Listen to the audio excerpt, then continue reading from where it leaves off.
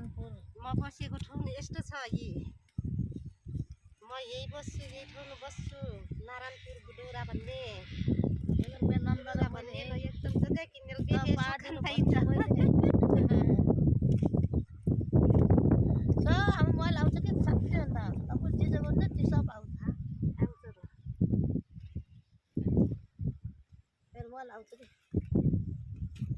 दाङ नारायणपुरमा यस्तो छ सागहरू कोही खाने विचार भए आउँदा हुन्छ बुडौरा बडौरा